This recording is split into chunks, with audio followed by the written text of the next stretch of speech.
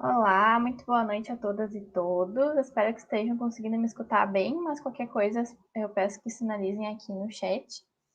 Meu nome é Rosana Klippel, eu sou museóloga no Museu Antropológico da Universidade Federal de Goiás. Estamos aqui juntas e juntos para mais uma atividade online do projeto Cinema no Museu, sessão de filme com debate. É um projeto que já existe no Museu Antropológico em parceria com foi estreitando essa parceria com os cineclubes de Goiânia e de Goiás com o passar dos anos, mas já existe há 11 anos. Durante esse período de distanciamento social, nós estamos nos esforçando para não parar com as atividades. Então, apesar de não ser a mesma coisa daquela experiência de assistir o filme juntos no mini auditório do Museu Antropológico, a gente está tentando oportunizar outras vivências, né, que não substituem, mas são outras experiências criadas. Pelo menos a gente consegue estabelecer algumas parcerias para além das barreiras geográficas, né, com o Brasil todo, e também algumas parcerias internacionais. A nossa atividade está prevista para ter uma duração de mais ou menos 1h30, com emissão de certificados. Daqui a pouco eu vou colocar aqui no chat nosso formulário, né, para o preenchimento. Qualquer dúvida podem perguntar para a gente. E, primeiramente, eu agradeço o público pela presença, né, quem está chegando agora. Continuem com a gente. Agradeço o Francisco Lilo e a Helena Carvalho. Francisco Lilo, do Cineclube Imigração, e a Helena Carvalho, quem eu chamo agora, do Cineclube Provocação de Caldas Novas, né, que é quem teve a ideia da nossa atividade de hoje, proporcionar, hoje que é o Dia Nacional do Livro, durante a Semana do Livro e da Biblioteca. Boa noite, Helena. Boa noite, Palavra sua. Rosana, Rosana, a isso mesmo. pronúncia, a pronúncia. Rosana e os demais participantes dessa mesa, né, de debates. Como bem a Rosana falou, hoje é um dia importante, né, e interessante, o Dia Nacional do Livro, que foi a partir de um decreto-lei, né, que nesse dia, em 1810, foi fundada a Biblioteca Nacional, né, os livros de Dom João que veio. Nesse ano, então, se inaugurou a Biblioteca Nacional e ficou, então, como o Dia Nacional do Livro.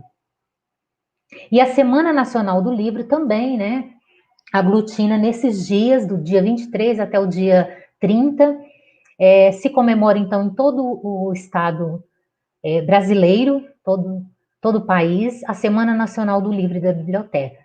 Então, as bibliotecas, as instituições tiram essa semana para fazer atividades voltadas para o livro, para a literatura, né, para as artes, enfim. E a Biblioteca Jusino Bretas já é a 5ª edição que realiza, e com o tema dessa edição, Biblioteca Leitura em Tempos de Pandemia. Então, nós tivemos algumas atividades durante essa semana, começando com contação de história no Instagram da Biblioteca Jusino Bretas, e hoje, né, com a parceria com o Cineclube Provocações, na qual eu faço parte da diretoria, propomos, né, uma discussão do filme baseado no livro A Hora da Estrela, de Clarice Lispector. Porque a Clarice Lispector é a autora homenageada da nossa Semana Nacional do Livro e da Biblioteca, porque no dia 10 de dezembro completamos, né, os 100 anos de Clarice Lispector. Então, em todo o território nacional, este ano nós comemoramos o centenário de Clarice Lispector. E nada mais interessante do que a gente discutir hoje nessa roda de conversa sobre o filme, né, baseado na obra de Clarice Lispector. Foi o seu último romance, né, publicado em vida, A Hora da Estrela. Né?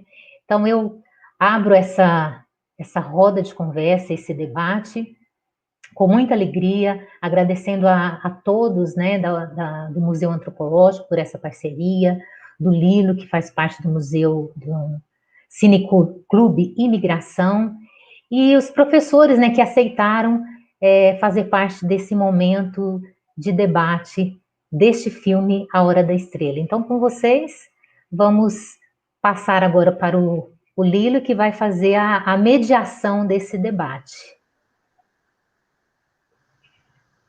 Boa noite a todos, boa noite, Helena, boa noite, Rosana. Hoje é uma noite especial, porque temos muitos convidados e temos pessoas muito queridas, professores que compartilhamos experiências e compartilhamos vivências, e o que nos une nesse momento é justamente a literatura e o cinema, que é uma das nossas grandes lutas e conquistas, e nesse período de pandemia nos brinda uma ferramenta um pouco esquecida e pouco valorizada pelo sistema educacional, mas que nós estamos aí sempre insistindo. O filme de hoje, o debate do filme de hoje, A Hora da Estrela, é da diretora Susana Amaral. Susana Amaral é uma diretora formada pela USP, pela ECA, né, pela ECA da Universidade da USP, e também um pouco em homenagem a ela, pois ela morreu no dia 25 de junho desse ano. Então, também vai a homenagem a Susana Amaral.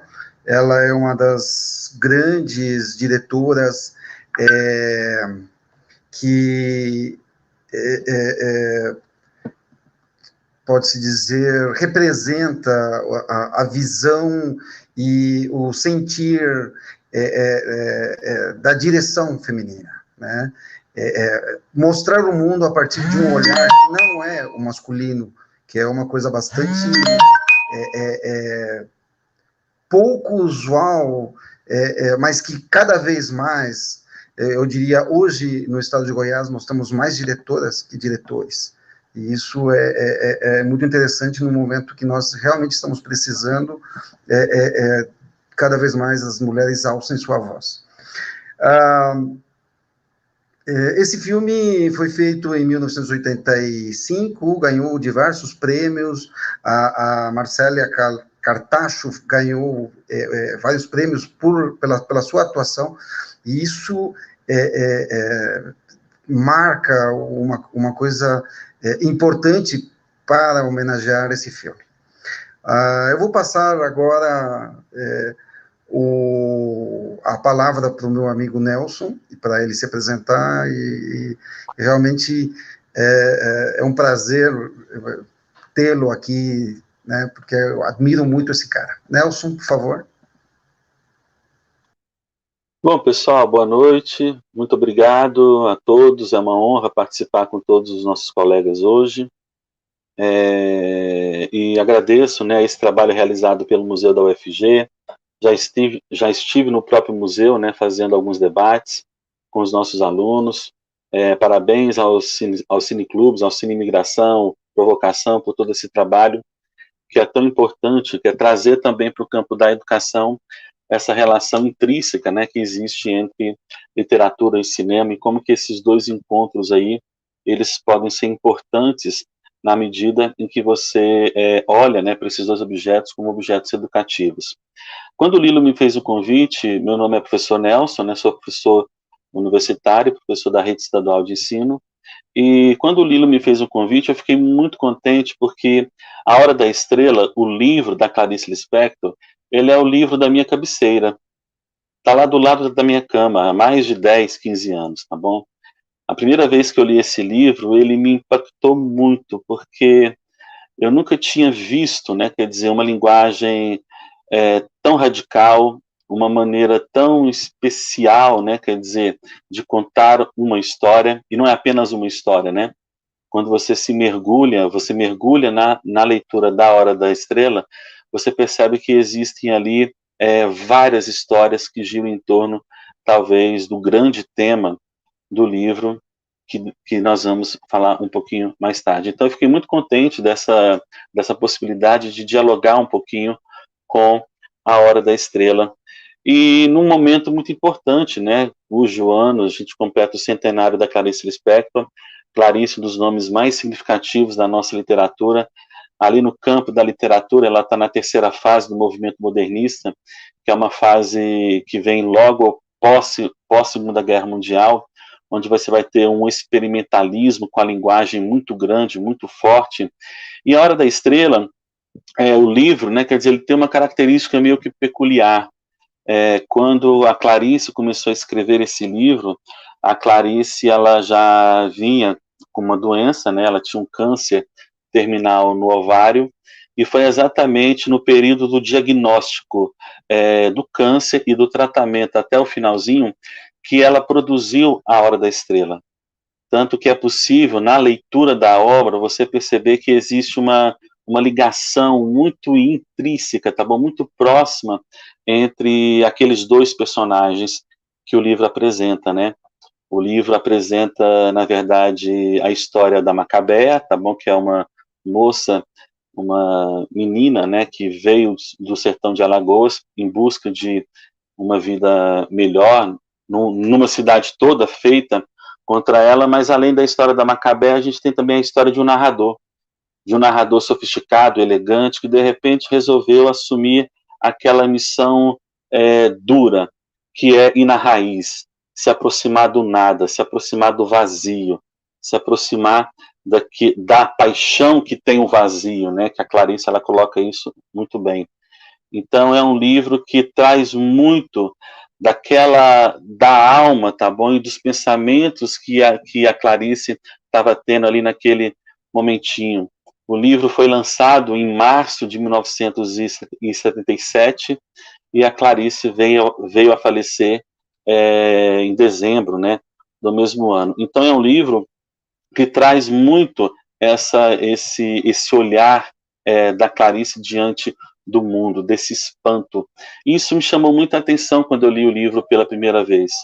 Eu fiquei muito impactado com as cenas, o exercício de metalinguagem que vai realmente, às vezes, na raiz, né, da construção, de uma reflexão, o narrador que começa a torcer, né, quer dizer, ele torce para que a sua personagem, para que a Macabea tome um rumo, para que ela se movimente, ele acaba se apaixonando pela Macabea. Então o livro é como se fosse uma grande declaração de amor, de certa maneira, que a Clarice Lispector ela tem em relação a esse personagem, né? Quer dizer, ao povo brasileiro, e de certa maneira que a gente está se referindo aí. E tem alguns dados interessantes, né? Primeiro eu vou falar do livro, depois na outra rodada eu falo um pouquinho do filme. A Clarice, ela era muito observadora, né? Quer dizer, ela tinha uma capacidade de observação assim primorosa, moradora do Rio de Janeiro, ali no Leme. Então, assim, toda aquela literatura, mesmo os aspectos mais introspectivos, é fruto dessa sua observação cotidiana. E o livro nasceu dessa observação. Clarice, nas entrevistas, ela gostava muito de frequentar a Feira de São Cristóvão, que é um centro de tradições nordestinas que tem na cidade do Rio de Janeiro, e pelo menos umas 3 ou 4 vezes ao ano ela ia à Feira de São Cristóvão para comer biju, comer rapadura, adorava música nordestina. Aí você pensa assim, você está falando que a Clarice Lispector gostava disso? Sim, ela gostava disso, ela adorava isso. E foi ali, tá bom? Na Feira de São Cristóvão que ela encontrou esses personagens, né? Olhando, ela encontrou os olímpicos da nossa vida, ela encontrou as glórias e ela encontrou principalmente esse personagem que é a Macabea. Então é bem interessante esse senso de observação que a Clarice ela traz nas suas obras, né? É sempre alguém olhando para o sujeito por dentro e por fora, mas de uma maneira espantada, surpresa, porque é assim que nós somos, né? É assim que nós somos. E ela volta para casa e começa a fazer todo aquele jogo, né? De construir um sentido, de redimensionar aquela figura histórica.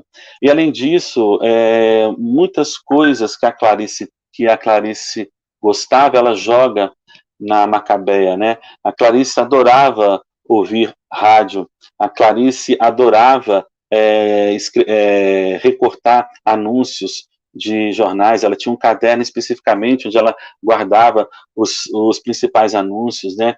A própria Clarice frequentou uma cartomante logo antes de lançar o livro, e depois que ela saiu dessa cartomante, que ela teve também a ideia de fechar o livro da personagem daquela maneira, né, tão simbólica também, já que morrera um instante.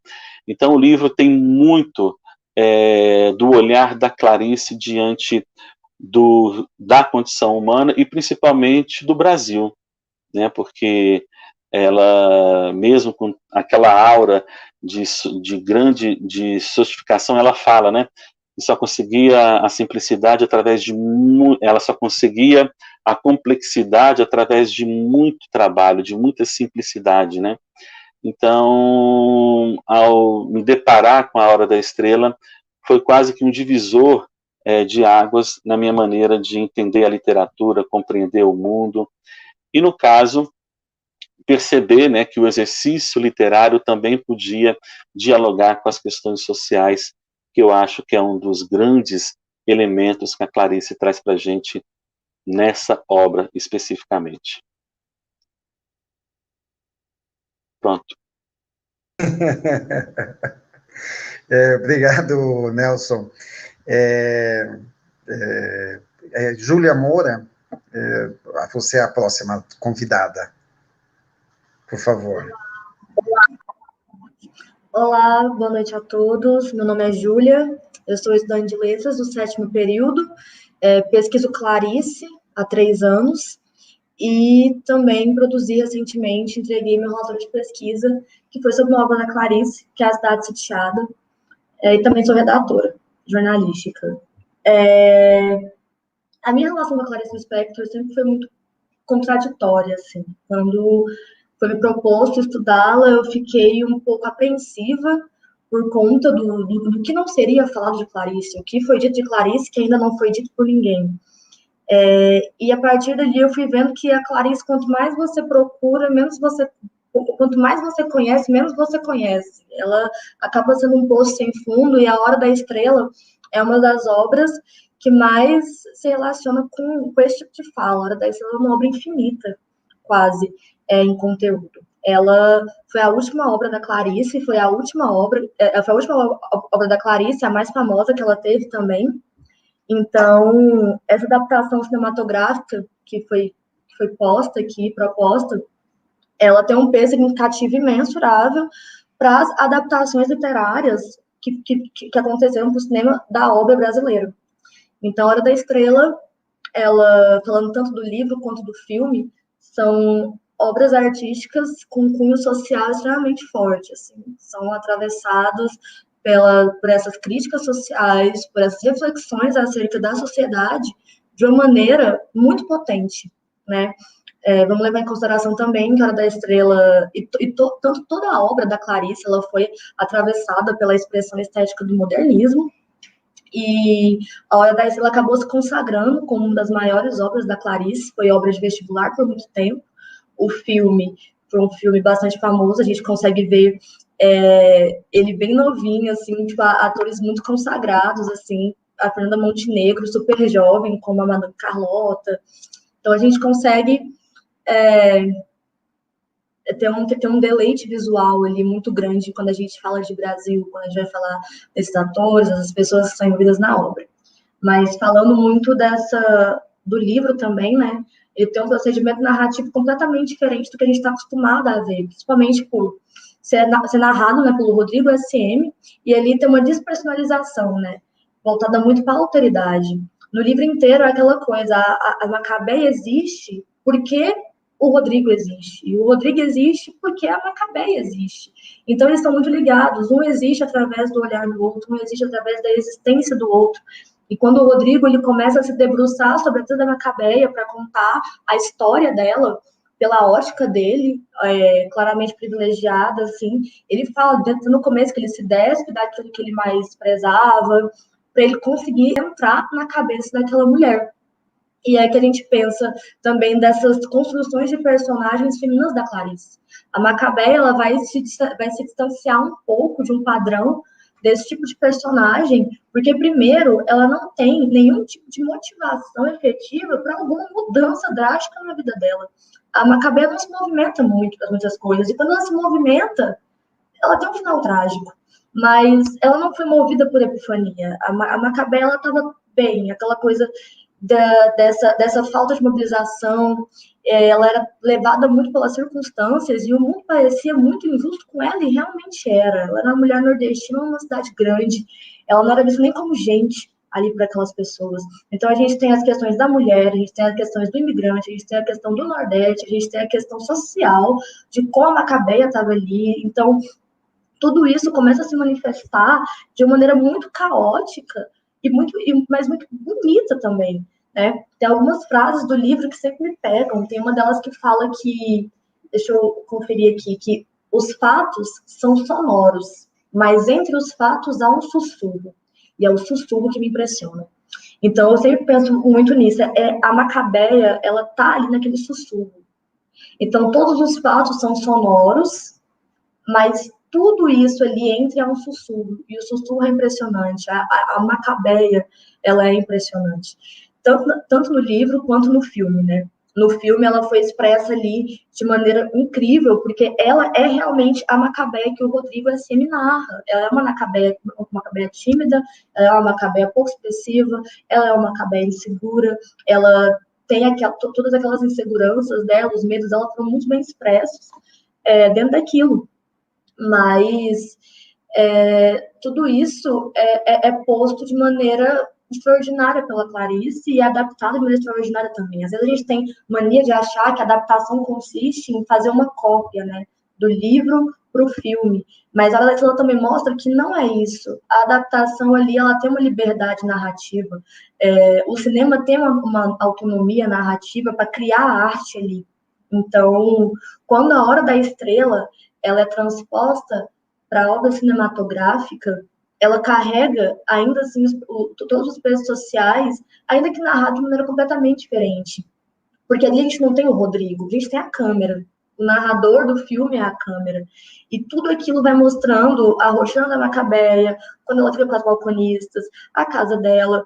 Então, todas essas coisas pontuais da narrativa que vão sendo sobrepostas, são colocadas um pouco mais para cima ali no filme, para dar tempo também, porque é 1 hora, são colocadas pontualmente e a crítica é feita da mesma maneira, com a mesma importância, com a mesma potência.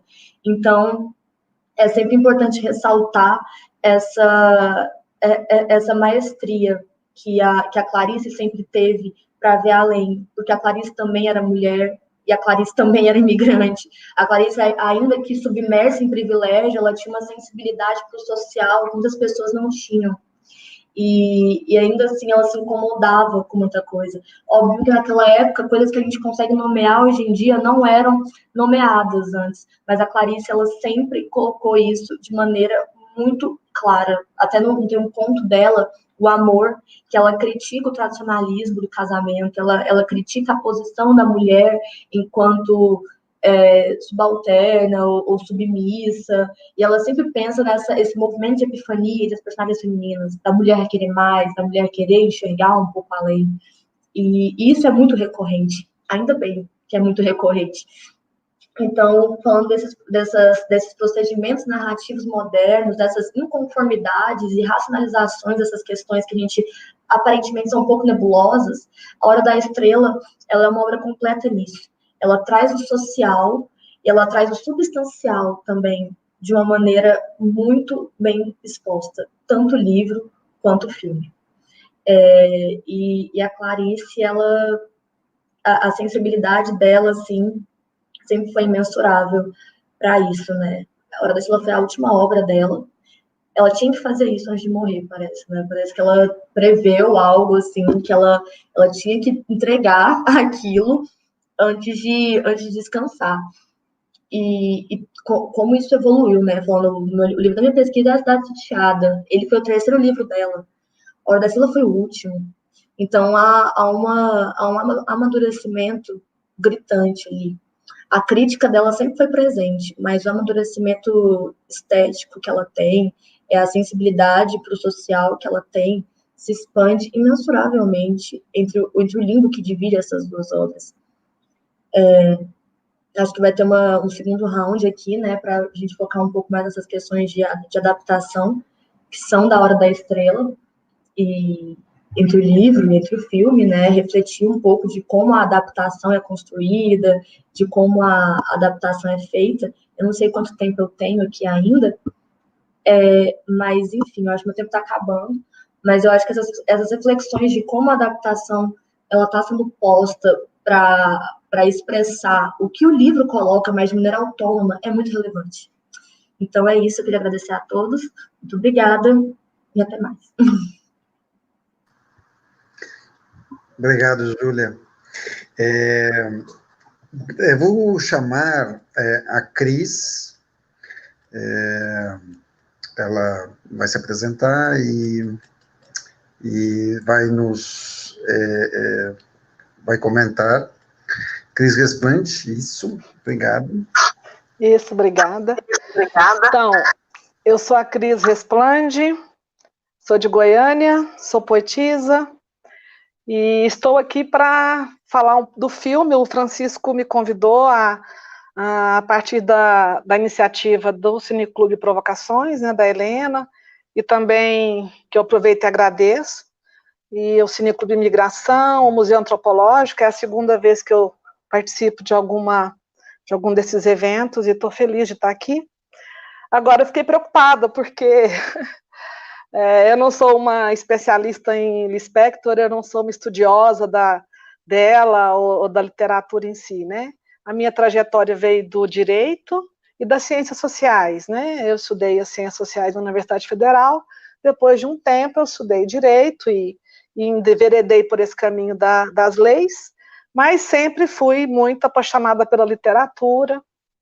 A Lispector não precisa nem dizer, logo mais depois do Nelson e da Júlia, né? A maravilha que é a obra dela, a beleza que é a obra dela, e que eu li ainda há muito tempo, e sempre me encantei. É maravilhosa realmente a Lispector. E essa obra em particular, eu já tinha assistido o filme, depois do convite eu revi, e me emocionei do mesmo jeito. Na verdade, eu tive uma relação com o filme, assim, um pouco engraçada, porque a primeira vez que eu vi o filme, eu não entendi tanto, assim, eu procurei fazer aquilo que a Júlia falou, de procurar ficar associando o texto, né, o livro com o filme. E não é assim, de fato, a linguagem não é desse jeito, né, procurar encaixar, procurar cenas ali, né. Então, eu confesso que me lembrei daquele poema do Manuel Bandeira, Teresa, né, a primeira vez que eu vi Teresa, achei que ela tinha pernas estúpidas, né, aí depois, na terceira vez, já não vi mais nada. Então, eu passei um pouco esse processo no filme. A primeira vez eu não entendi muito, eu não achei que foi ressaltado no filme a Hora da Estrela, que realmente é um ápice ali, né? Que a maneira que foi mostrada no filme, eu achei que fiquei procurando elementos do livro, e depois que eu fui perceber que quem estava enxergando errado era eu. Mas depois eu assisti, revi, e vi a maravilha que é, e a universalidade da Macabeia, que num primeiro momento parece que não, né? Nordestina, ignorante, pobre, que essa imagem que a gente tem um pouco assim tarimbada dela, mas não, depois eu fui percebendo como tem elementos universais, sim, e que fazem ela ser tão interessante, né? No meu caso em particular, da personagem em relação ao filme, né? Quando o Olímpico então fala para ela, gente fala de gente, mas eu não sei se eu sou gente, será que eu sou eu? Quem sou eu?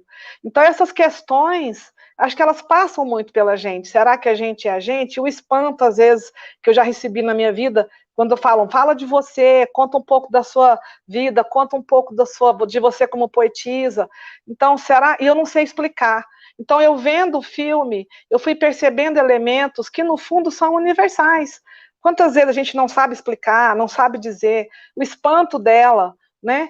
E ele diz, você não tem jeito, e ela, mas como que eu devo fazer para ter jeito? Então, se eu tenho jeito, né? E isso é muito bonito na obra, isso me chamou muita atenção no filme, né? a atriz fantástica e soube passar isso de um jeito maravilhoso, né? O personagem também do Olímpico, né? E também me chamou a atenção no filme, tudo que ela fala, que ela pergunta, não tem resposta. Porque, na verdade, muitas coisas não têm a resposta, porque até o Olímpico, que parecia que ficava ali, foi se irritando com aquilo, mas ao fundo cativado por aquela situação toda, ele, no fundo, também não tinha a resposta. Né? E às vezes a gente fica, né, naquela coisa de a própria ignorância dele também foi mostrada, porque a diferença que eu acho é que ele tem um pouquinho da consciência da própria limitação, né? E isso é muito dolorido. Então, às vezes que ele se irrita em tantos momentos do filme, pessoal, estou me atendo ao filme, tá bom? Eu vou deixar para os grandes conhecedores da Lispector falar mais do texto. Então, a consciência que quando ele escuta as perguntas dela e ele fala, não tem resposta, é porque ele também não sabe. Então, na verdade, só que ele tem um pouquinho mais dessa consciência da própria limitação. E isso o irrita profundamente. Mas isso, ao mesmo tempo, eu acho que vai fazendo parte da própria construção dela, que vai descobrindo que tem algo mais. Né? Quando ela ouve o rádio, então, eu percebi muito o rádio como um elemento de abertura para o mundo.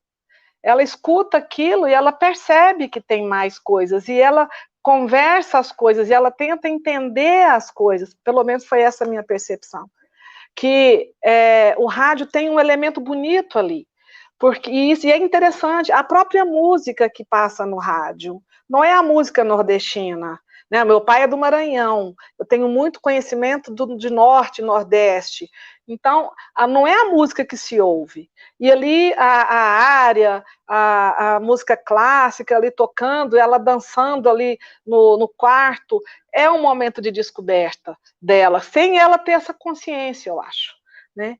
Então, e esse processo eu acho muito bonito, né? E tem uma coisa também que me chamou a atenção, que quando ele termina a relação com ela, a dor dela a gente sente. Porque não é a dor do término, mas é a dor da miséria que está ali. Tem uma miséria humana ali. Né? Aí, como poetisa, eu tenho as minhas referências, né? Eu me lembrei na hora do livro Miserere, da Adélia Prado, o poema dela, que ela trata justamente isso. Eu até guardei uma frasezinha da Adélia que eu lembrei. A alma se desespera, mas o corpo é humilde. Então, eu vi na personagem, na tristeza profunda dela, porque ali é o retrato da desolação, da pobreza, da solidão. Né? E logo depois, a atriz, a Glória, a colega dela, né, que está lindíssima, a Tamara Taxman, ela fala, eu acho que dói ser feia. Então, eu achei impressionante como uma coisa ali está amarrada à outra, né? Então, é a miséria, é a desolação que foi estampada naquele fim. Mas, ao mesmo tempo, logo depois vem uma espécie de redenção, né? Quando ela procura a cartomante e ela começa a sorrir, porque o primeiro sorriso que ela dá no filme é quando ela conversa com a cartomante. E ela dá um sorrisinho, não, ela dá uma gargalhada, ela se descobre, ela vê todas as possibilidades, que na verdade sabemos que não aconteceria, né? Mas, e ela de repente se descobre, né? É o único riso dela. Eu acho que o momento da estrela, a hora da estrela, ele começa ali, na hora que ela faz essa descoberta dela mesma, de tudo que ela pode ser. E eu acho que toda essa transformação é que é muito universal. Todo esse sentimento do que eu posso vir a ser, né? E isso é muito do humano. E isso eu acho muito, assim, interessante na obra. Eu não tive condições, assim, pelo convite, tempo tão rápido de reler a Hora da Estrela. Eu li, mas já tem um tempo, né? Mas, assim, de ficar... Aí eu falei, bom, vou deixar de procurar esses elementos, mas, na verdade, eu acho que é isso que é o mais importante no filme, né? Ela solta os cabelos, ela sorri, ela compra um vestido. E tem uma coisa que me chamou a atenção, né? que no filme as roupas antigas dela ficam lá no provador e a câmera fecha ali e mostra aquilo, né? Parece que está deixando de lado aquela coisa feia, horrorosa, e ela se torna a estrela ali, né?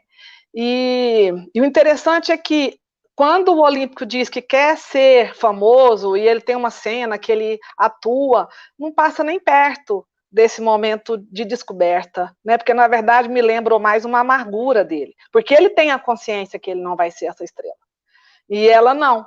Então eu acho que esse é um detalhe importante que me chamou a atenção, né? E trazendo sempre para a poesia, que não tem jeito. Eu lembrei também de um outro, né? O meu olhar é esse, né? Do Manuel de Barros, que eu gosto muito, né? Um dos autores que eu leio muito, que ele fala, né? Ele usa a palavra para compor os silêncios, não gosta das palavras de informar. E ele fala da desimportância, do respeito às coisas desimportantes e aos seres desimportantes.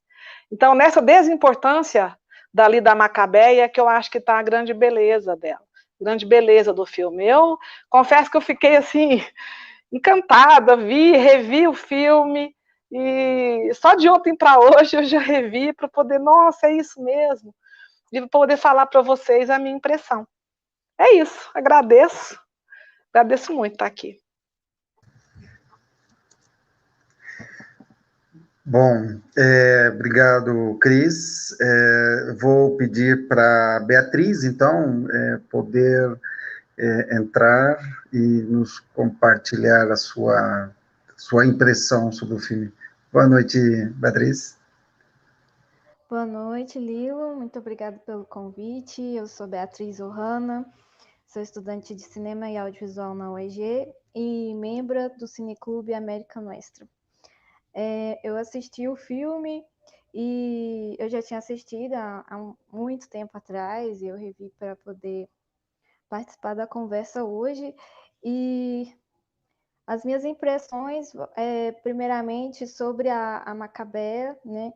Que apesar de ser uma mulher simples, é uma história de uma mulher simples, comum, né? Brasileira mesmo, com as suas lutas diárias, apesar de ter que enfrentar sempre a negação sobre como ela é esquisita, não sei o que, ela mantém as suas próprias peculiaridades, os seus próprios gostos, né? Por exemplo, quando ela prefere ir ver o metrô do que ir ao zoológico com as amigas, porque ela acha bonito, porque é um gosto dela.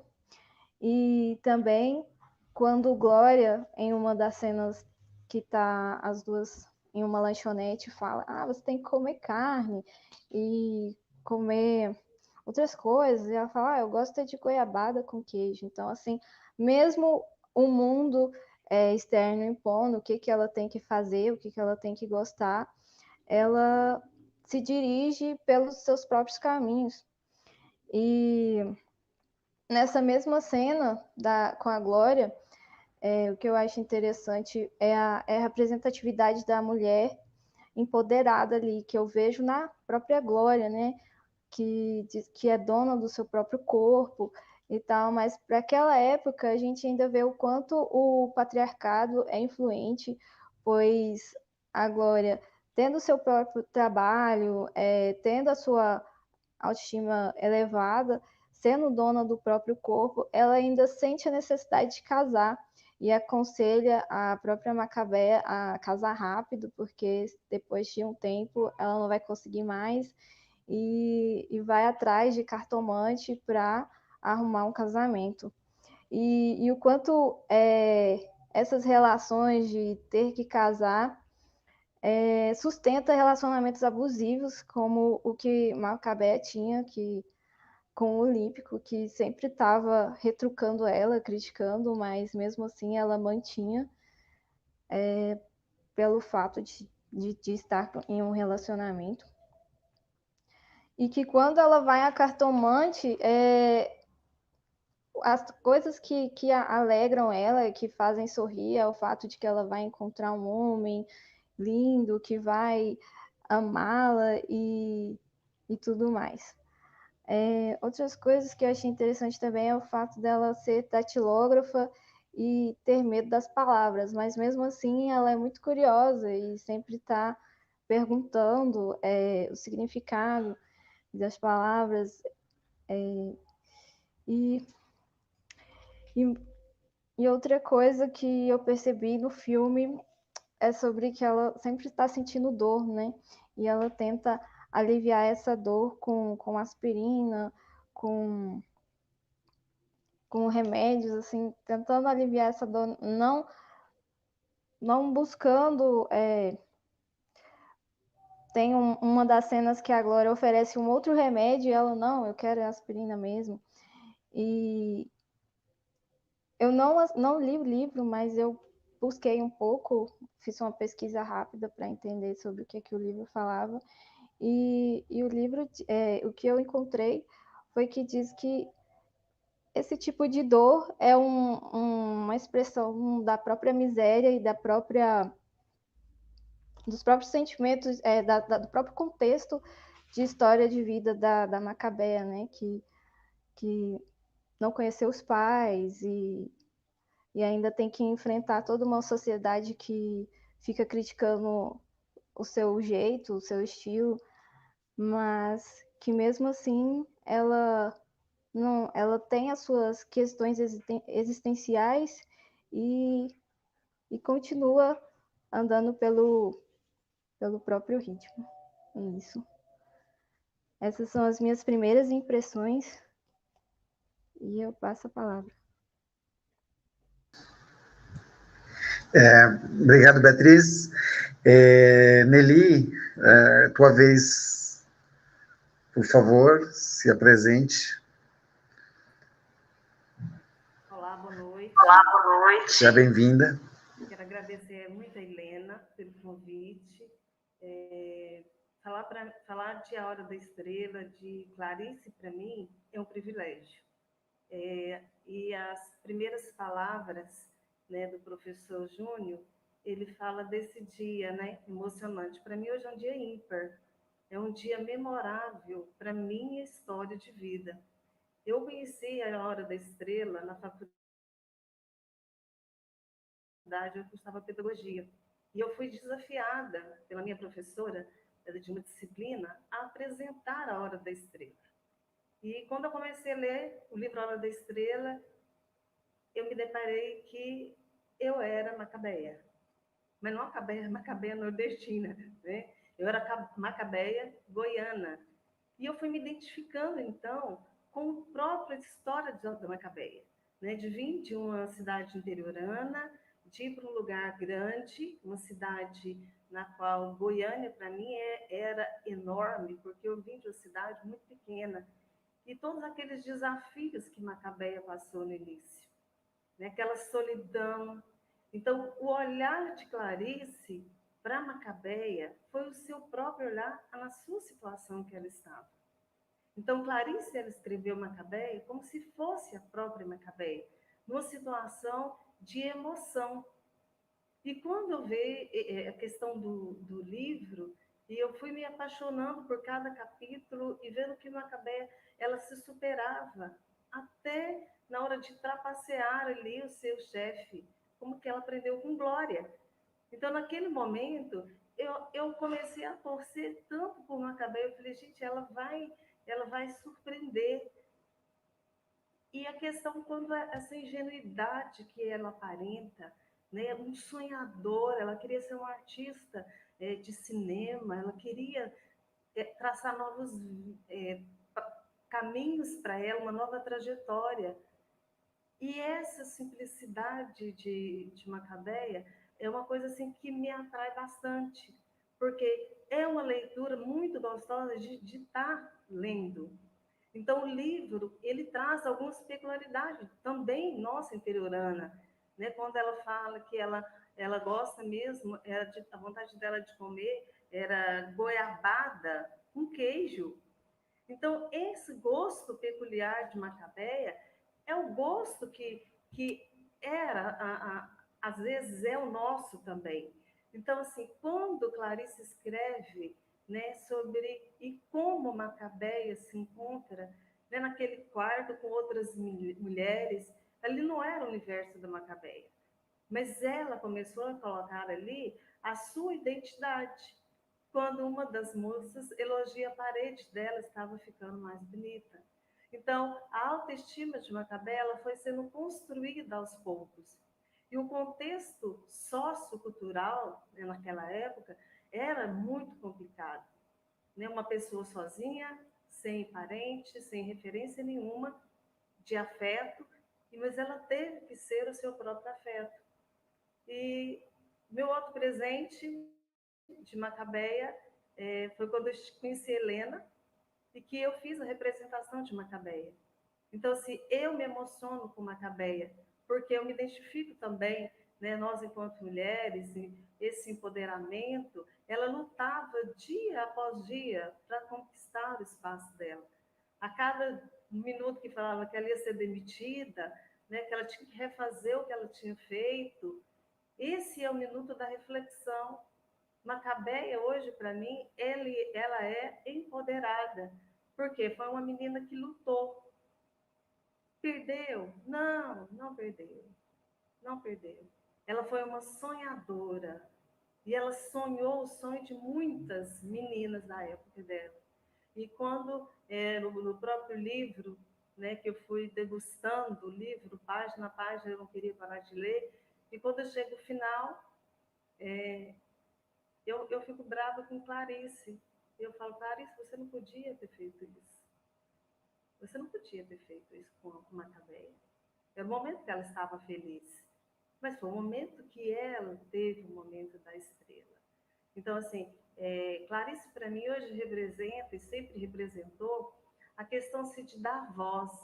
Tem uma frase dela que eu gosto demais, que ela fala assim, se eu tenho o direito de gritar, eu grito. Então, se eu tenho o direito de chorar, eu choro. Mas Macabeia não tinha esse entendimento que ela tinha os direitos. Ela tinha só deveres. Pela própria criação, né, de uma tia, que na verdade era uma tia muito má. No livro ela começa a descrever um pouco dessa tia, mas Macabeia também é um exemplo de superação.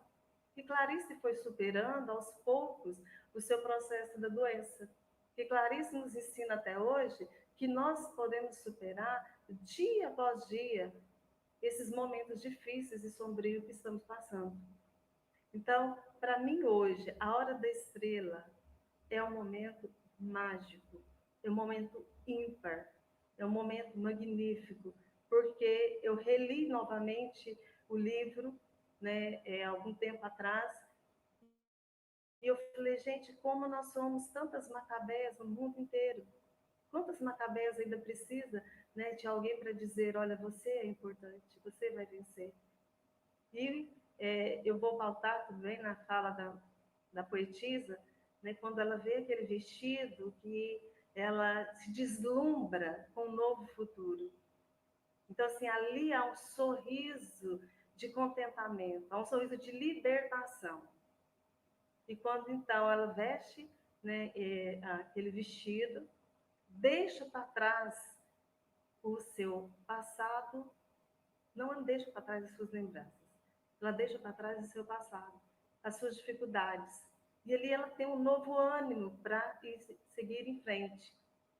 Que eu percebo, eu vendo do filme, eu fiquei assim, muito emocionada quando ela solta os cabelos. Então, se ela se liberta, né, da prisão que estava nela, tanto emocional como na parte própria física, porque muitas vezes ela se sentia feia, muitas vezes ela sentia a pior. E uma coisa interessantíssima, né, que Macabeia traz para nós é a questão ela era uma mulher à frente do tempo, porque ela questionava o que ela não sabia. Ela questionava as palavras que ela não entendia. E muitas vezes ela era podada, né, por Olímpico. Ela era podada por quê? Porque ele também não sabia o que ia responder a ela. Uma das frases que eu marquei também a questão do filme, quando ela fala assim, olha, eu ouvi no rádio sobre um livro, Alice no País das Maravilhas. Isso foi uma descoberta para Macabeia.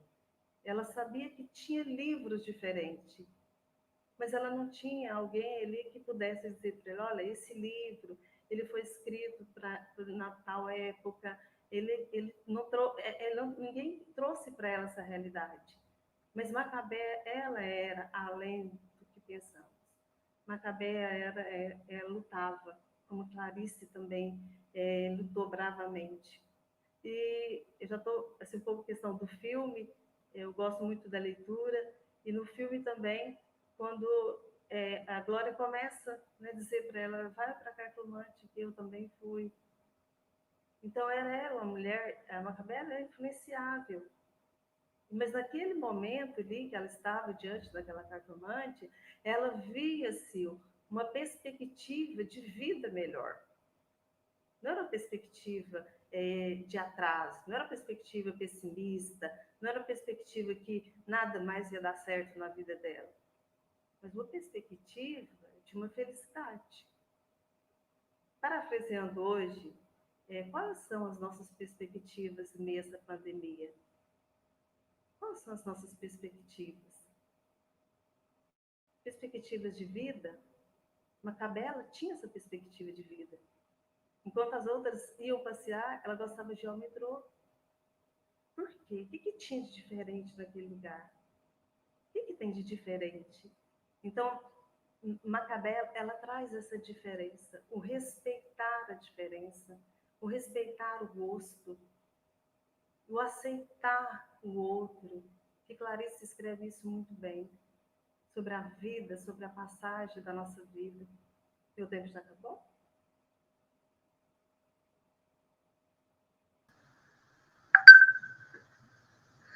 Bom, obrigado, Nelly. Assistindo o filme, geralmente uma produção brasileira dos anos 80,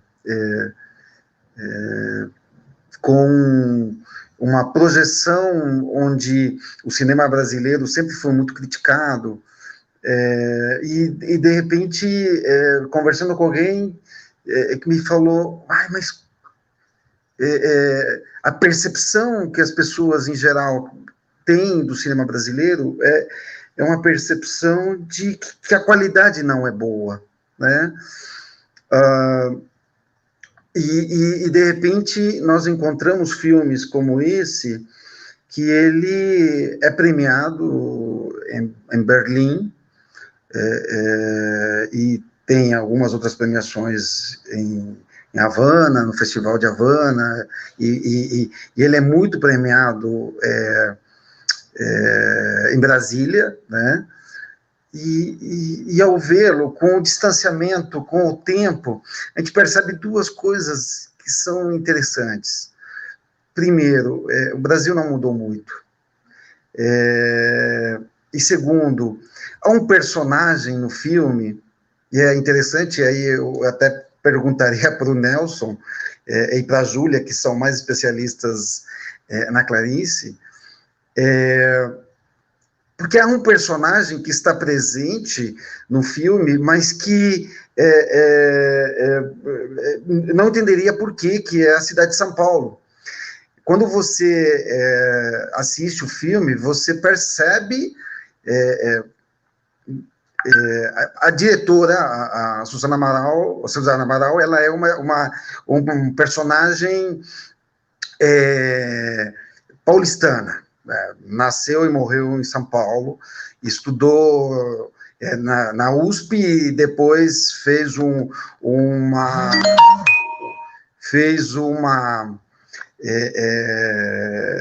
especialização na Universidade de Nova York, mas ela coloca São Paulo. São Paulo é um personagem no filme. Quem viveu em São Paulo e quem conhece São Paulo, quando você percebe, os personagens andam pela Praça Luz, da Estação da Luz, os personagens andam pelo Brás, aparece o trem da FEPASA, e é um personagem suburbano, ou seja, os personagens, né, o filme é um filme suburbano, ele não há personagens glamurosos, mas a cidade de São Paulo é uma cidade que ele mostra uma cidade operária, uma cidade onde se vive essa coisa se vive o trabalho. São Paulo é trabalho, e no filme nós vemos essa cidade que atrai pessoas. Então, há um elemento interessante que eu pergunto para o Nelsinho, por favor, nos fale um pouco sobre isso, essa presença no filme, que você mencionava que vai falar sobre o filme, essa presença da cidade de São Paulo, no filme da Suzana e, logicamente, na obra. Não sei se na obra, eu não li o livro, eu assisti o filme.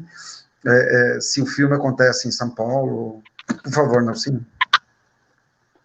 Bom, é interessante, né? Porque quando nós falamos na adaptação de uma obra literária, a adaptação ela também acaba sendo um olhar, um ponto de vista, né? E a Suzana Amaral, toda a produção cinematográfica dela, ela sempre parte de uma obra literária. Mas não é a intenção da Suzana realizar uma adaptação fiel à obra. Tanto que, se isso realmente fosse a intenção, eu acho inevitável a presença do Rodrigo, tá bom? Eu acho inevitável, porque na escrita da leitura, o Rodrigo está falando dele. Esse desajuste, toda vez que a Macabéa sente dor, ele sente dor. Quando a Macabéa morre, ele também está o quê? Com muita dor. Ele também morre, ele chega a dizer, tá bom? Que morrer é um instante, né? Qual é a grande hora, né? Quer dizer, a nossa grande hora, o nosso grande momento como estrela vai ser exatamente na hora da morte. Então, a adaptação, ela é um olhar. E eu me lembro que quando eu assisti a primeira vez o filme, eu não gostei muito do filme. Como eu conheço muito o livro, né, quer dizer, é um livro que eu estou sempre lendo, eu conheço, assim, eu tenho uma intimidade muito grande com os personagens, porque eles respondem algumas questões que até então eu me coloco.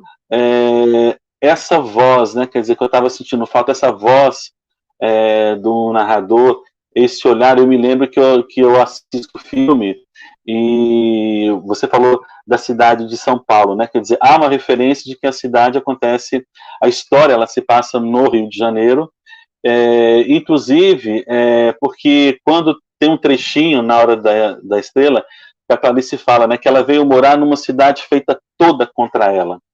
Na verdade, a gente está falando de uma selva de pedra, né? Quer dizer, qual é o tempo dessa personagem, dessa Macabéa? Qual é o tempo, né, quer dizer, desse homem que vem do interior, dessa mulher que vem do Nordeste, do Norte, vem parar numa cidade que tem um outro tempo, que tem uma outra lógica.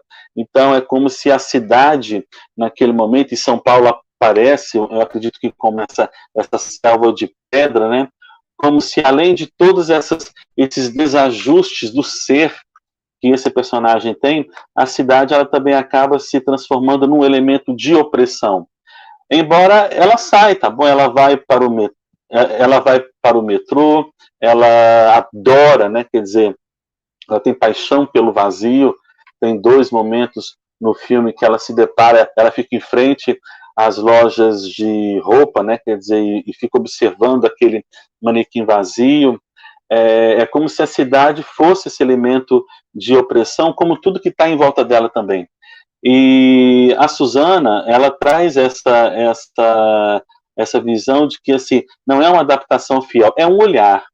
E nesse olhar, ela não quer copiar aquilo que está no texto. Tanto que agora, quando eu fui rever o filme, eu vi, tá bom, o Rodrigo no olhar da Glória, eu vi o Rodrigo no olhar do patrão do seu Raimundo, né? Quer dizer, eu fui enxergando o Rodrigo, e isso, o trabalho dos atores é muito bom, né? Quer dizer, é excepcional. Eu fui enxergando as narrativas do Rodrigo através do olhar, dos gestos, porque é um filme que, se você não prestar atenção nos gestos mais simples também, passa batido. Passa batido aquele momento, né? Quer dizer, parece que a quase todo instante ali você vai ter uma epifania, né? Quer dizer, então eu acredito que a cidade é como se fosse um marco opressor. A Nelly, a Beatriz, né? Quer dizer, todos falaram do Olímpico. O Olímpico é uma figura, assim, muito interessante, porque o Olímpico, ele é exatamente, ele é igual a Macabeia, né? Quer dizer, mas ele vem desse universo masculinizado, todo dentro de uma hierarquia, né? Quer dizer, o sonho dele é ser deputado, é isso, é aquilo, aquilo outro. Mas quem prestou atenção no filme, ele é tão perdido, ele é tão isolado, ele é tão desajustado quanto a Macabeia.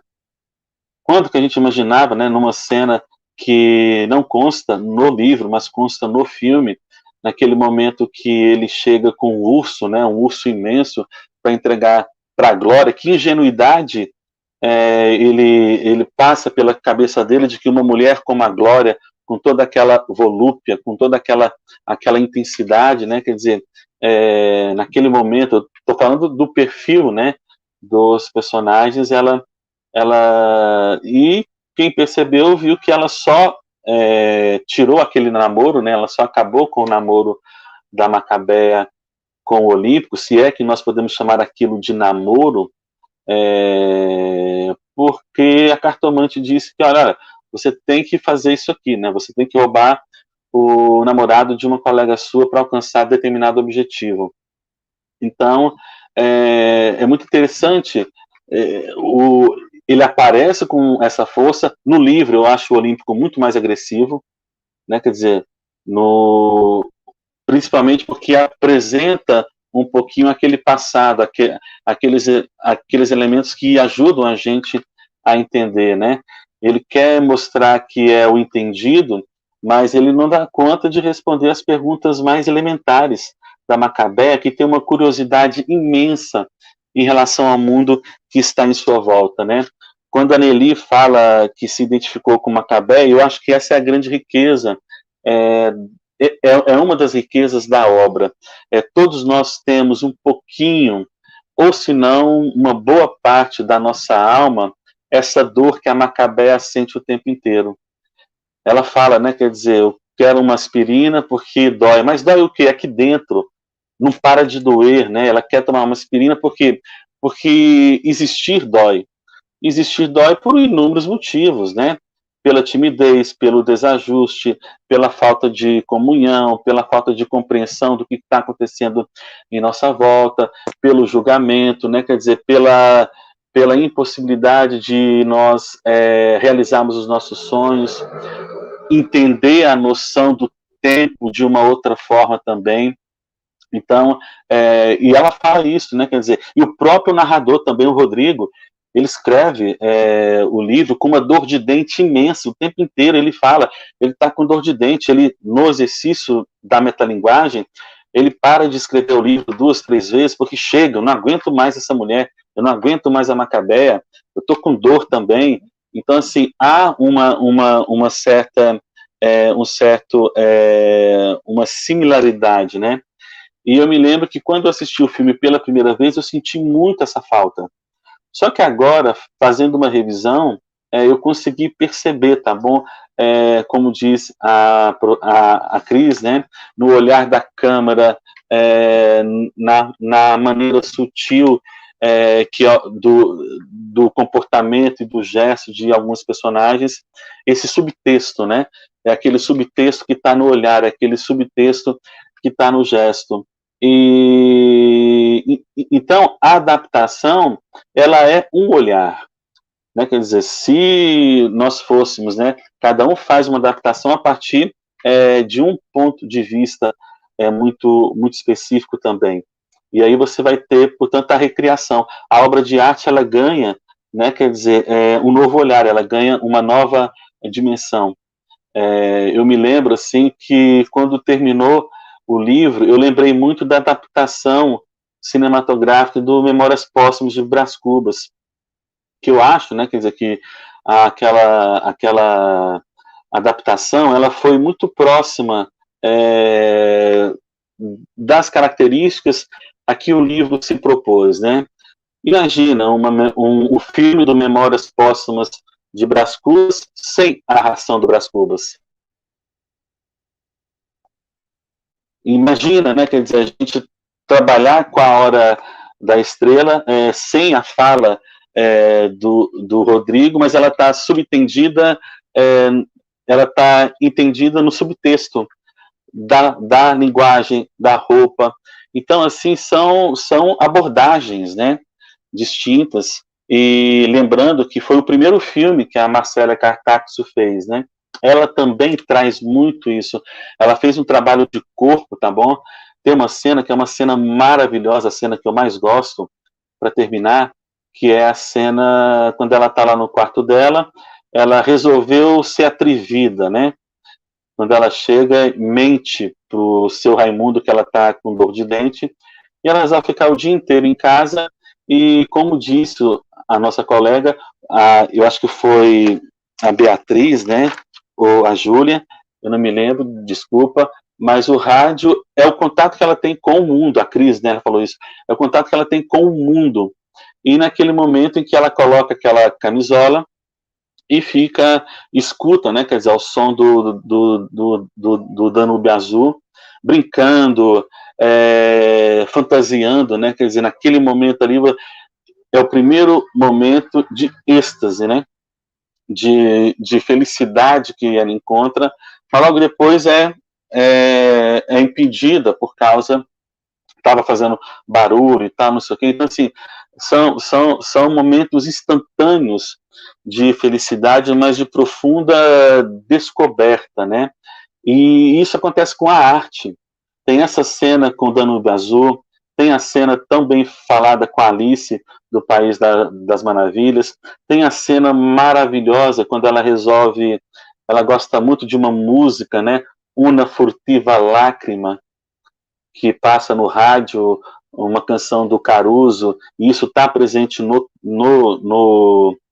filme, é uma cena muito bonita, e mesmo aquela né, quer dizer, aquele olhar seco, né, quer dizer, aquela coisa desajustada, mas quando a arte vem, a arte mexe com ela, né, quer dizer, busca, desperta nela os sonhos, a fantasia, e aí ela vai para o sonho, né, quer dizer, ela vai para a fantasia, enfim. Então, assim, a intenção é uma adaptação que eu acho que ela enriquece, tá bom? Ainda mais o filme, né? Porque ela traz um outro olhar, né? Que é esse olhar da Macabéa desvinculado com o narrador. Mas eu também, assim, ficaria extremamente esperançoso, tá bom? Ou muito intrigado se nós tivéssemos também nessa narrativa, numa outra adaptação, seja lá o que for, a presença desse narrador dialogando o tempo inteiro, duelando, né? Porque a Macabéa é um desafio para ele, e ele acaba se apaixonando pela Macabéa, e quando a Macabéa morre, no final ele também está morto, ele chega à conclusão. A última frase do texto, né, é essa aqui, ó, quando ela morre, né, ela estava, enfim, livre de si e de nós. Não vos assustei. Morrer é um instante. Passa logo. Eu sei porque acabo de morrer com a moça. Desculpai esta morte. Viver é um luxo. E agora só me resta acender um cigarro e ir para casa.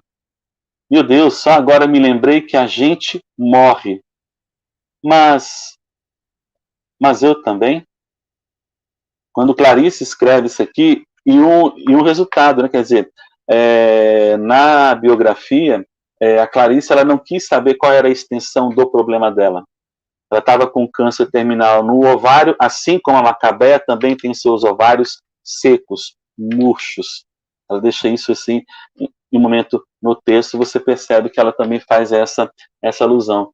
Então, a adaptação, ela vem muito assim desse olhar, né? E é um olhar que enriquece o livro, tá bom? Que engrandece a obra e que abre, né, quer dizer, as mais variadas possibilidades de interpretação. Agora, que seria muito interessante ver, né, o Rodrigo ali naquele embate, naquela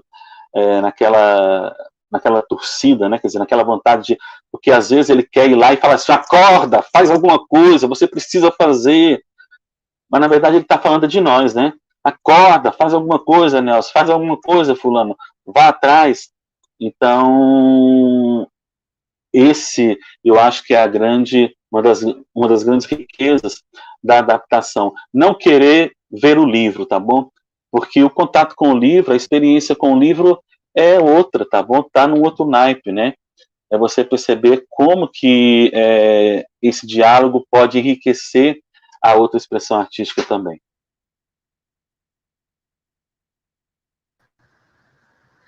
Obrigado, Nelson. Há um elemento assim muito típico do cinema brasileiro, que é o excesso de erotização. O trabalho, eu acho que isso é uma realidade do cinema latino-americano. Mas esse filme, nós temos essa presença da erotização, ela aparece muito na personagem da colega de trabalho, mas assim, há uma parte do filme onde a pergunta da virginidade, né, da Macabea, e assim, com um estar longe do elemento sexual. E é uma parte onde ela está no metrô lotado, e ela começa a cheirar, a sentir cheiros, e olha para o lado, tem um homem, e olha para o outro, tem outro homem, e na imagem seguinte, a impressão que dá é que ela está se masturbando. E eu acho que é como o único espaço onde há algo de erotização no filme, pelo menos que eu percebi. E a ideia da idealização, né? Ele é um filme um tanto atípico nesse sentido na cinematografia brasileira. Isso aqui eu acho que é um elemento de conversar. Agora eu convido a Júlia para fazer mais algumas apreciações. Júlia? Olá! Olá! Meu áudio está saindo bem? Eu ouvi um eco em algum momento aqui. Deixa eu ver, mas eu acho que está ok, né? Vocês conseguem me ouvir. Nesse segundo round, eu resolvi me debruçar um pouco sobre essas reflexões, né, sobre adaptação, que eu não consegui pontuar da primeira vez por conta do tempo, mas também é muito isso. A fala do colega aqui que teve anterior a mim, que ele disse: se cada um aqui fizesse uma adaptação, sairiam adaptações diferentes, né? Isso é muito verdade, né? A gente ir para o cinema, a gente tem um contato com a obra cinematográfica, não com vontade de assistir o livro, né?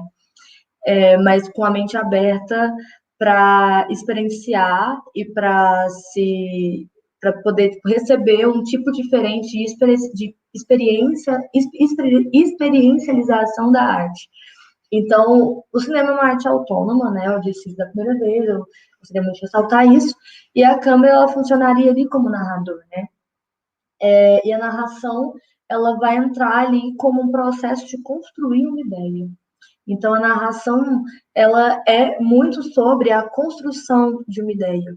E quando a gente pensa em construir essa ideia da Macabeia, em construir a narrativa da personagem, em construir uma ideia através do Rodrigo, ou construir uma ideia através de uma câmera, a gente se abre para inúmeras percepções que muitas vezes a gente não teria sozinho. Então, em Hora da Estrela especificamente, quando a gente lê, tem um contato com a obra literária e tem o que a gente tem ali palpavelmente é a percepção do Rodrigo. A gente encara a Macabeia ali como mulher nordestina, ela tem inúmeros problemas ali de adaptação naquela cidade, ela se sente perdida dentro daquela cidade. E tudo isso, tudo que ela passa, está a serviço da construção da crítica do que a sociedade está fazendo ali. Então, a Macabeia vivendo em situação aparentemente marginalizada, aparentemente não, eu digo que a Macabeia, ela de fato, ela se encontra em uma situação marginalizada ali, e ela passa por inúmeras situações absurdamente invasivas, né? A Macabeia é anulada pelas amigas dela, ela é anulada pelo companheiro dela, ela é anulada pelo chefe dela, é anulada o tempo inteiro. E como será que funciona? Qual é a voz dessa pessoa anulada? Tem até uma frase do livro que fala que a única coisa que ela tem é o grito. Então ela grita porque é isso que ela tem. Deixa eu conferir aqui.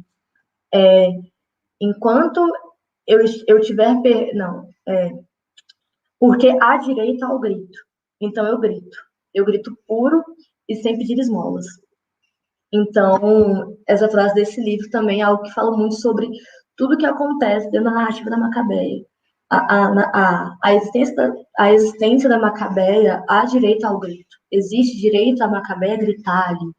E a Macabeia, ela grita através de tudo que acontece com ela. Então, as desventuras que a Macabeia vive ao longo da narrativa são um reflexo do que acontece, né? A Helena comentou aqui que estão fazendo hoje, né? Anular fulano. É quase isso, né? Hoje em dia a gente tem as coisas do cancelamento, né? A Macabeia, ela nasceu cancelada. Ela é mulher, ela é nordestina, ela foi traída, ela foi abandonada, a amiga não respeita, a amiga dela vê ela como uma droga, assim, uma bosta praticamente. O namorado dela também tem um total desprezo pela pessoa que ela é. O chefe dela olha para ela, as pessoas olham para ela e não consideram ela humana. Então, essa anulação é tudo isso. Então, esse direito ao grito é quase um direito à existência, quase, tô aqui. Tem uma cena do filme que é quando ela vai almoçar na casa de uma amiga, né, se não me engano, e depois ela passa mal, e tem toda aquela coisa, e a gente vê como que aquilo, como que ela não pertence a nenhum espaço, parece. Ela passa por coisas ali, ela não tem espaço. A Macabeia, ela tenta e ela é expulsada dali como um cachorro, quase. Isso acontece, isso é manifestado tanto no livro e quanto no filme. Obviamente, não são as mesmas falas, as mesmas palavras, porque são procedimentos narrativos completamente distintos. Mas a essência, ela é a mesma. É essa impressão de que a Macabeia não serve ali. Mulher não serve para aquele lugar. Nordestino não serve para aquele lugar. Pobre não serve para esse lugar. Então, é uma tentativa de expulsão constante. As nossas colegas dela, né? É algo muito engraçado, né? Tanto no livro quanto no filme, isso é manifestado da mesma maneira. É o que a gente enxerga muito hoje em dia, de uma classe que se acha muito superior à outra, mas na verdade não é. Então assim, as pessoas olhavam para Macabeia com um certo desdém, mas se a gente fosse colocar na balança, ninguém era tão melhor do que ela, assim. Então a gente via que tinham colegas ali que só porque tinham algum pequeno privilégio, usavam daquilo para manipular, ou para humilhar, ou para se vangloriar em relação a Macabeia. Isso é doloroso. Isso é uma leitura e uma experienciação cinematográfica dolorosa, né? Quando a gente pensa em como que isso se dá dentro da realidade, porque a gente conhece Macabeia em todos os lugares, a gente vê Macabeia em todos os lugares, existem milhões de Macabeias no Brasil, e isso não muda, né? E isso é muito doloroso e é muito complicado a gente vivenciar isso hoje em dia e até na conjuntura atual que a gente vive e a gente retroceder tanto. é aquela coisa, a gente falta muito acerto de contas no Brasil com isso, né? Porque a gente é cruel com essas minorias, a gente expulsa essas minorias e isso vai voltando para um ciclo. E a gente só retrocede, só retrocede, só retrocede, só retrocede, só retrocede. E a gente vê que a gente não consegue ver um levante, né? Por no cinema, a gente vê um levante, assim, que eu percebo que aconteceu muito isso, representando no audiovisual brasileiro, foi, por exemplo, em Bacurau. Em Bacurau, a gente vê esse povo se impondo e colocando o que vem de fora, o estrangeiro, dentro do lugar dele. Tipo, não, isso aqui é nosso, nós ocupamos esse espaço é nosso, nós somos uma comunidade, nós nos impomos enquanto comunidade para a gente conseguir ter o nosso mínimo de dignidade para viver de maneira harmônica e coerente, né? E do outro lado a gente tem a Macabeia, que ela sofreu o processo contrário, né? Ela ocupou esse espaço ali onde ela não era bem-vinda e ela foi rejeitada do início ao fim. E é por isso que a obra é uma obra social, de cunho social, muito relevante e muito evidente. Talvez, eu arrisco a dizer, que seja a obra mais social que a Clarice escreveu. Eu acho que A Hora da Estrela é uma obra a que tem o maior peso da crítica ali, foi o que foi exposto em A Hora da Estrela. E foi a última obra da Clarice. E ela se manteve sensível a vida inteira. Assim, tenho na biografia do Benjamin Moser, né, Clarice, ele narra um episódio onde a Clarice, ela visita um bairro de periferia, ela fica profundamente possessa de raiva, sabe? Porque a injustiça social era algo que provocava muita raiva nela. Ela tinha uma profunda indignação com as mazelas e com as injustiças que são colocadas na sociedade. Então a gente consegue perceber isso em muitas obras que ela vai manifestando esse tipo de incômodo, esse desconforto com esses movimentos que acontecem na sociedade moderna e contemporânea. Principalmente levando em consideração também essa imagem, essa coisa do moderno de rejeitar muito o provinciano, o campo, o Nordeste. Então, essa coisa da cidade desumanizar as pessoas. A cidade desumanizou a Macabeia. Ela não era vista como gente mais, principalmente por ser tão diferente das pessoas que ali habitavam. Então, esse processo da modernidade, de ceifar, né, subjetividades, é o que aconteceu muito com a personagem. Ela teve sua subjetividade completamente anulada, como se não quase beirasse a desumanização.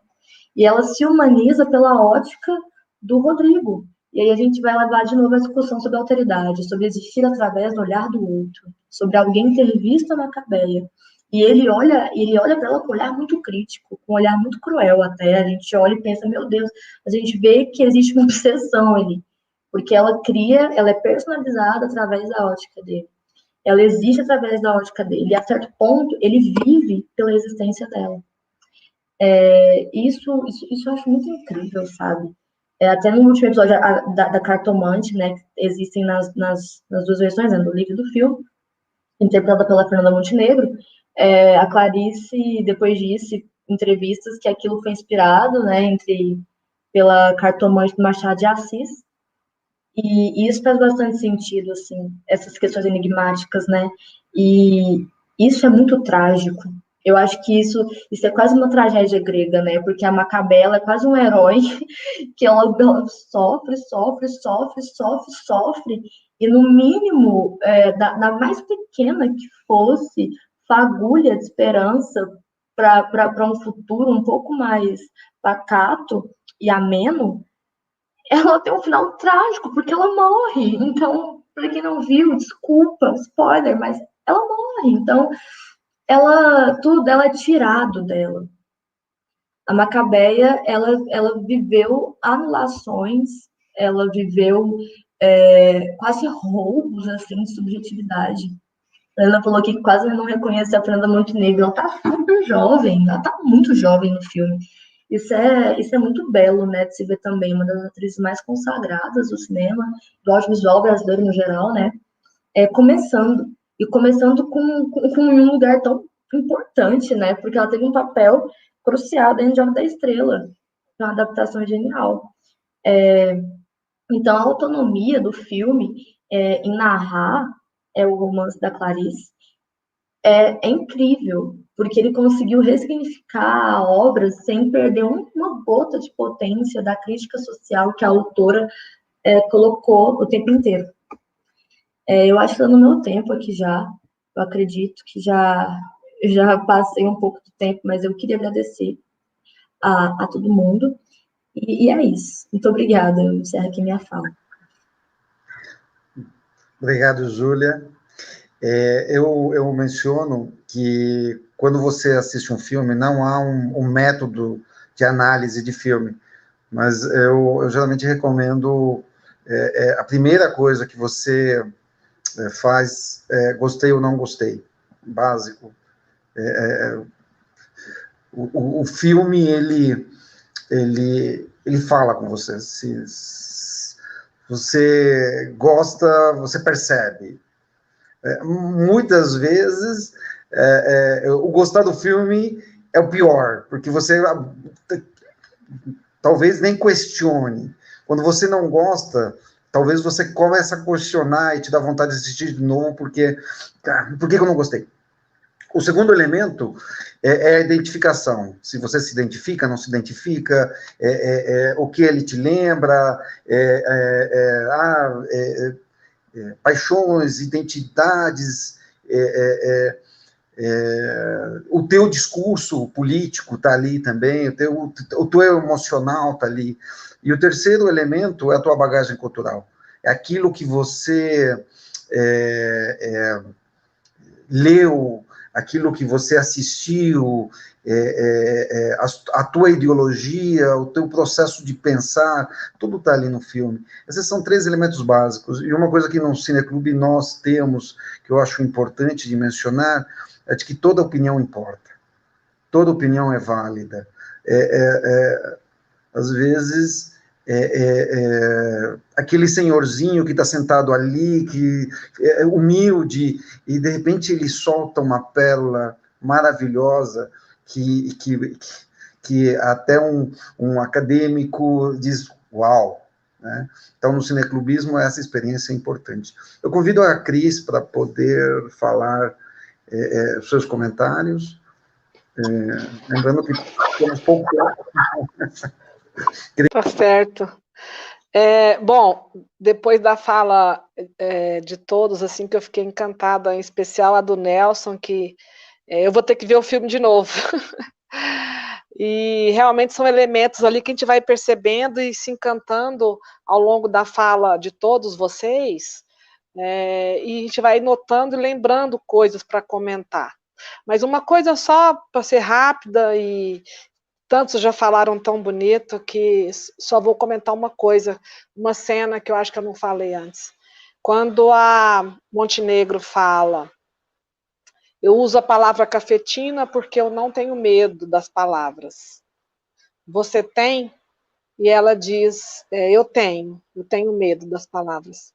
E isso eu reporto ao que a Nelly, eu acho, disse sobre a questão da identificação, porque me veio, assim, quando eu comecei esse processo de escrita, de descobrir que eu poderia redigir algo que pudesse chamar poesia, eu tive muito medo da palavra.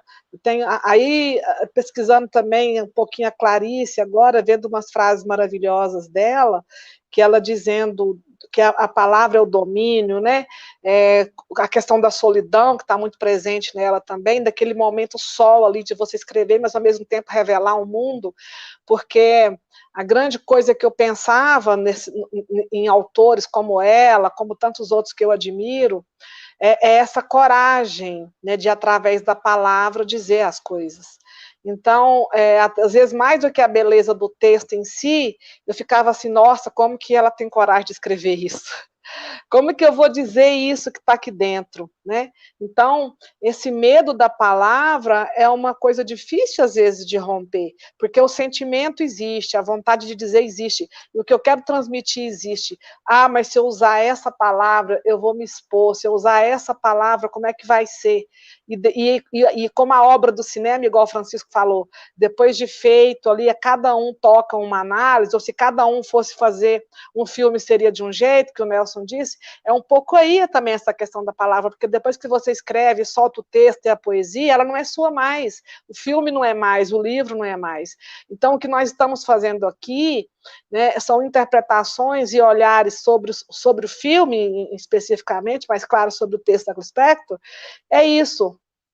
Deixa de repente não é dela mais, né? É nosso aqui, e por isso é tão bonito e por isso é tão perene.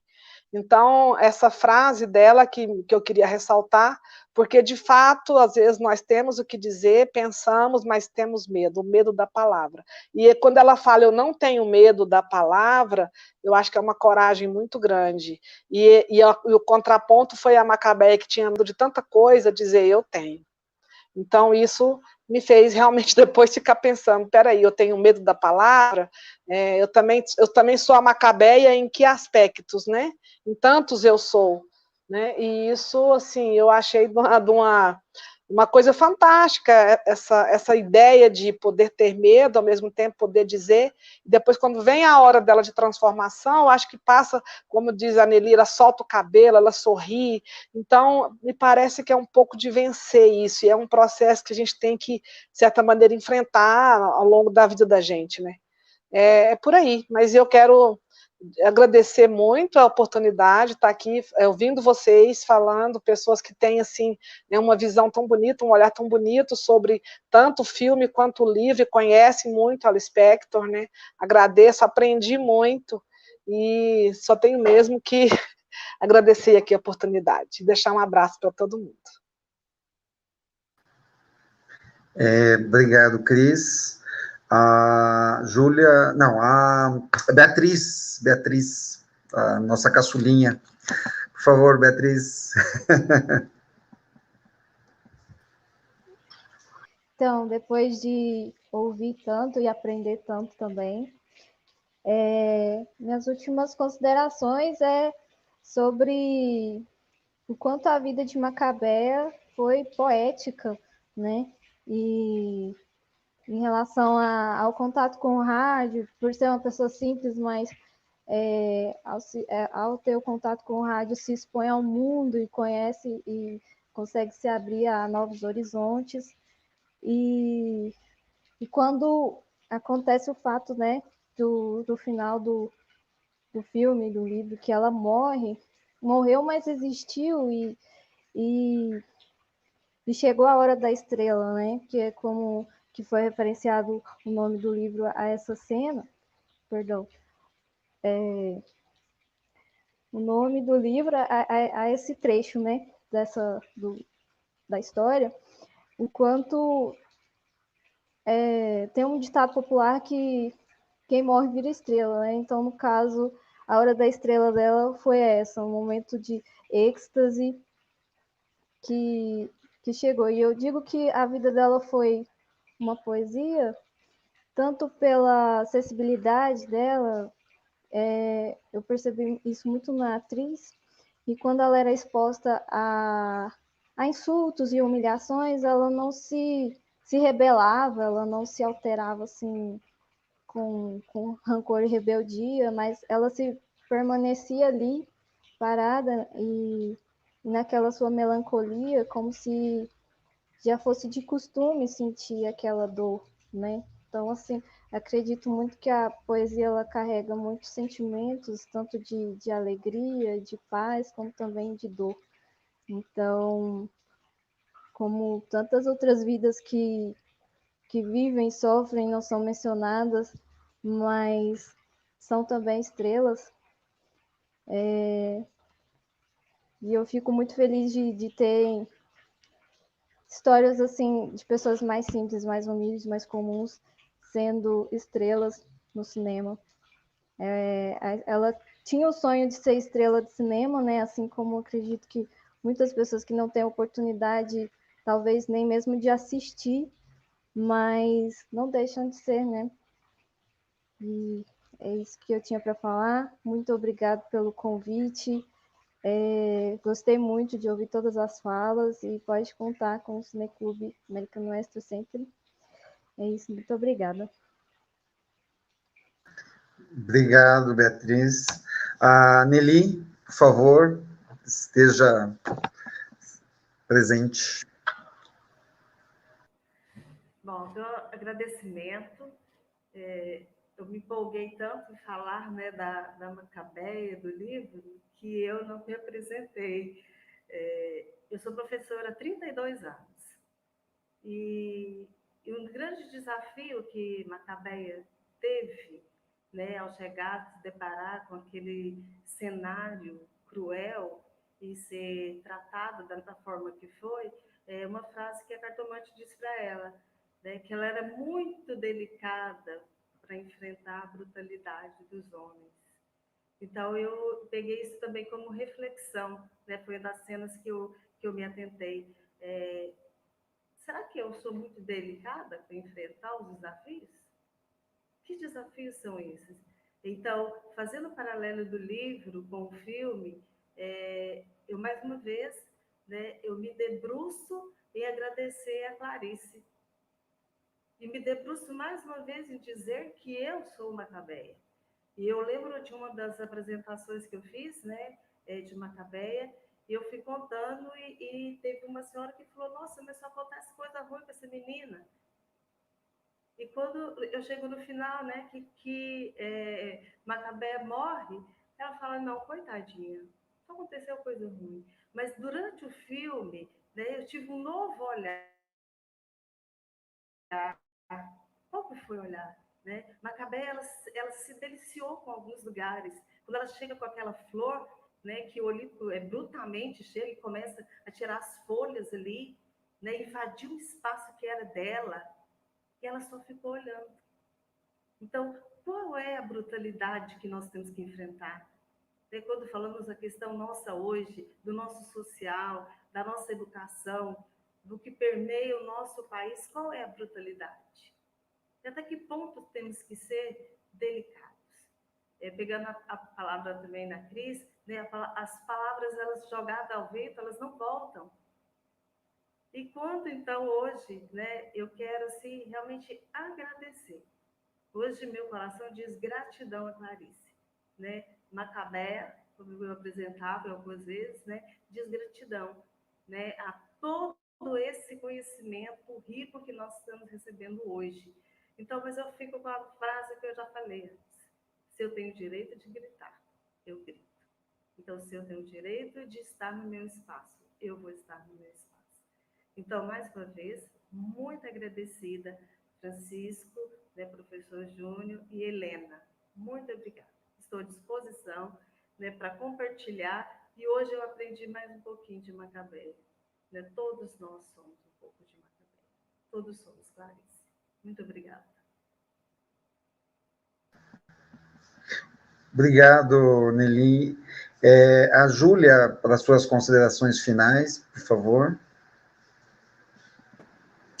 Olá, muito obrigada. Eu fico com de gratidão.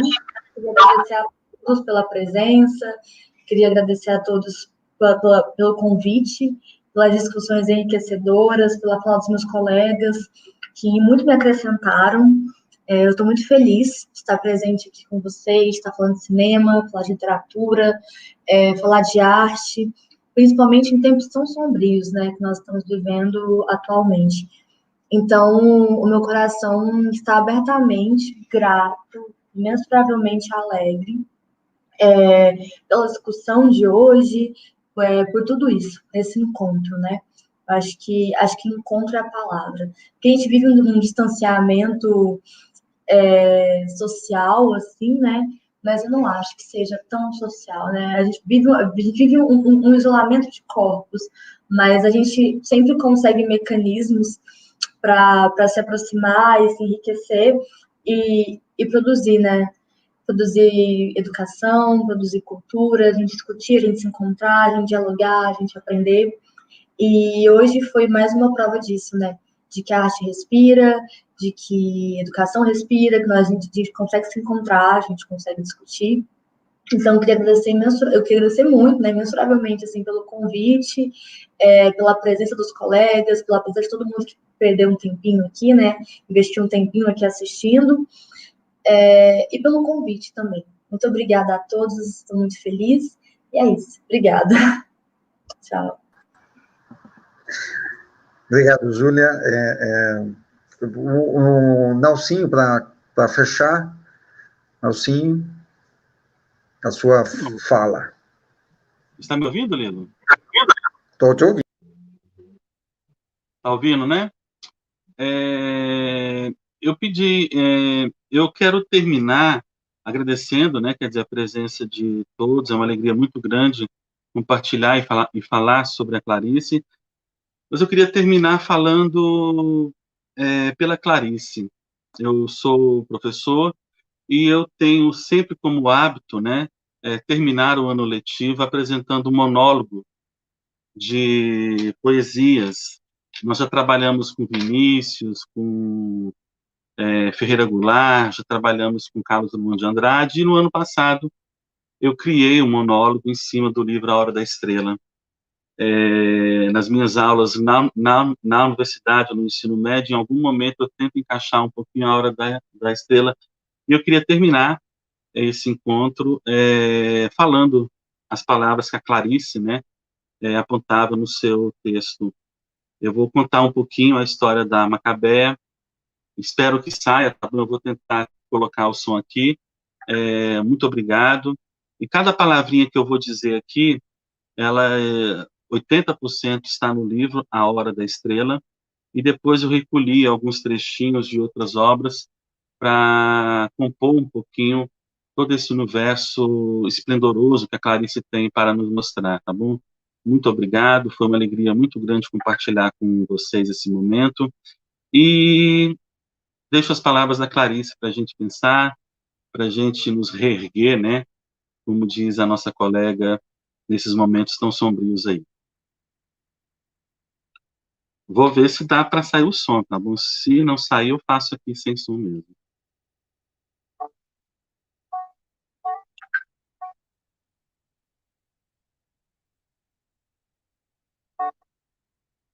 Tudo no mundo começou com sim. Uma molécula disse sim a outra molécula, e assim nasceu a vida. Mas antes da história, havia a pré-história da pré-história. Havia o sim e o não. Havia o nunca e o talvez, não sei o quê. O que eu sei é que o universo jamais aconteceu. Pensar é um ato, sentir é um fato. Os dois juntos, sou eu que escrevo o que estou escrevendo.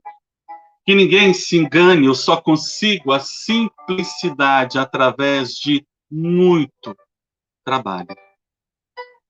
Existe um ser que mora dentro de mim como se fosse a casa dele, e é. Trata-se de um cavalo preto, lustoso, inteiramente selvagem.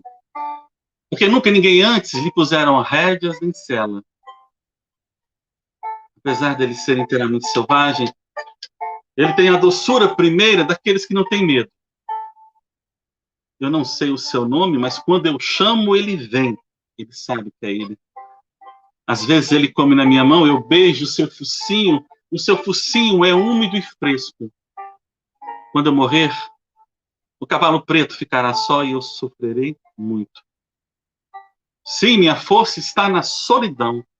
Eu não tenho medo das grandes tempestades, nem das chuvas tempestivas, ventanias, pois eu também sou a escuridão desta noite. Embora às vezes eu tenha medo do barulho que ouço no escuro. Eu não posso fazer nada, por isso eu vou realizar uma saída discreta pela porta dos fundos. Eu sei de muita coisa que não vi e você também. O jeito é ir acreditar chorando. Quanto ao futuro, a culpa é minha. Ela não sabe gritar. E é dever meu, mesmo que seja de pouca arte, revelar-lhe a vida. Porque há o direito ao grito. grito puro, humano, e sem pedir esmola. Não, não, não, não, não. Não é fácil escrever. É duro como quebrar rochas e voam faíscas e lascas como ossos espalhados. E ninguém espera estrelas no relato que se segue. Nada nessa história cintilará. Eu tentarei tirar ouro de carvão. A pessoa de quem vou falar é tão tola que às vezes sorri para os outros na rua. Ninguém sequer anota ou olha para ela. O seu viver é ralo. Ela é capim, incompetente para a vida. Essa moça, ela veio do sertão de Alagoas, ela veio morar numa cidade feita toda contra ela. Essa moça, ela nunca sentiu cheiro de homem. Datilógrafa, virgem, inócua. Ela dorme de nariz, ela dorme de boca aberta por causa do nariz entupido. Quando uma cabeia tem fome, ela mastigava, engolia papel. Ela não vomitava para não desperdiçar comida. Macabeia nunca se viu nua no espelho porque tinha vergonha de se ver. Sua grande paixão era goiabada com queijo. Macabeia. Desculpa, credo, parece nome de doença de pele. E o senhor sabe onde eu posso comprar um buraco para mim? Ah, eu gosto tanto de prego, de parafuso, e o senhor? O céu fica em cima ou fica embaixo? Eu acho a girafa tão elegante. As boas maneiras é a melhor herança. Sabe, eu queria ser artista de cinema. Você sabe que a mosca, se voasse em linha reta, ela daria uma volta à Terra durante 28 dias? Por favor, Glória, me dá um pouco de aspirina para eu parar de me doer. Eu me dou o tempo todo aqui dentro. Macabeia era uma figura medieval. Quando via soldado, ficava excitado e dizia: será que ele vai me matar? Macabeia gostava de filmes de terror, principalmente daquele que a mulher levava um tiro no coração ou cometia suicídio. Macabeia era suicida, embora nunca tivesse lhe ocorrido passar pela cabeça se matar. Macabeia simplesmente não era. Não era. Como um cachorro não sabe que é cachorro, Macabeia era teleguiada por si mesma. Se Macabeia perguntasse quem sou eu, caía estatelada, durinha no chão, pois quem sou eu provoca necessidade. Quem se indaga é incompleto. Sabe de uma coisa? Eu estou apaixonado por Macabeia. Apaixonado pelos teus peitos murchos, pelas tuas pernas secas. Penso no sexo de Macabeia, miúdo, descoberto por grandes e abundantes pelos negros. Seu sexo é a única marca veemente da sua existência. Como pode existir tanto horror, tanta luxúria no corpo assim cariado? Vou fazer de tudo para que Macabeia não morra. Que vontade de levá-la para minha casa, dar-lhe um bom banho, colocá-la para dormir. E quando ela acordar, dar-lhe um prato de sopa quente, colocar-lhe uma roupa bem bonita, para que ela percebesse o luxo de existir. Viver é um luxo. Será que a ostra, quando arrancada da sua raiz, sente ansiedade? Gostava de pingar limão na ostra viva e via com horror o fascínio dela se contorcer toda. Eu não gosto quando pingam limão nas minhas entranhas.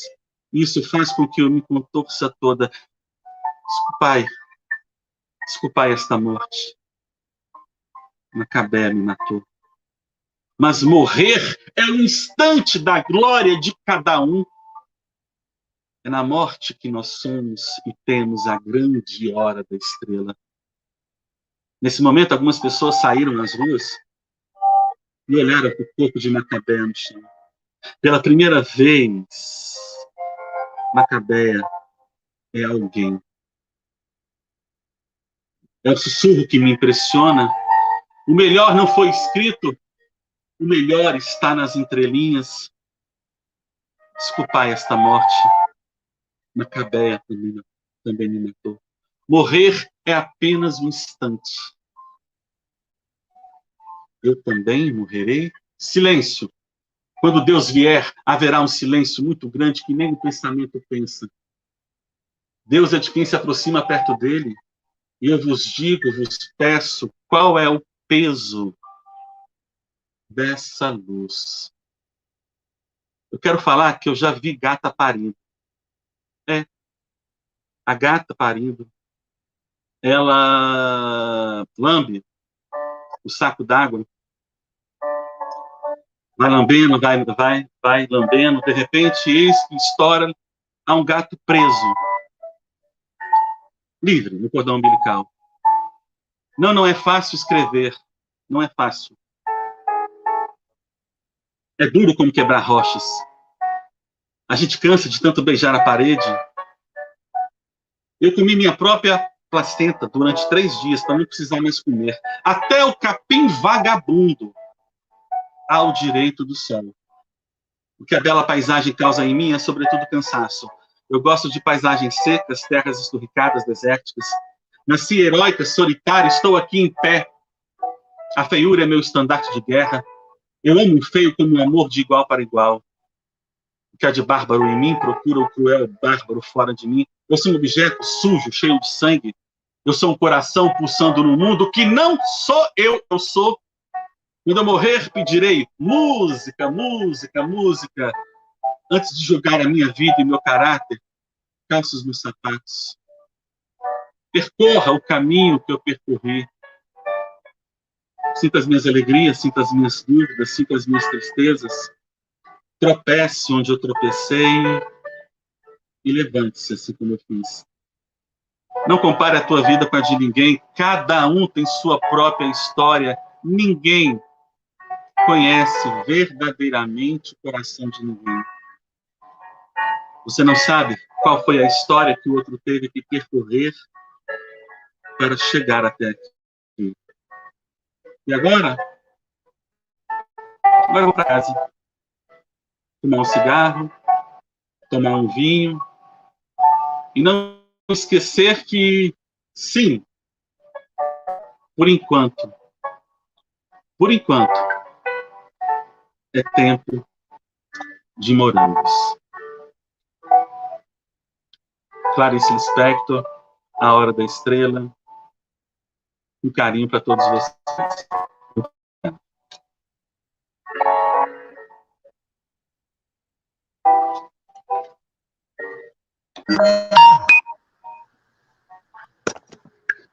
Arrepiou, Nelson.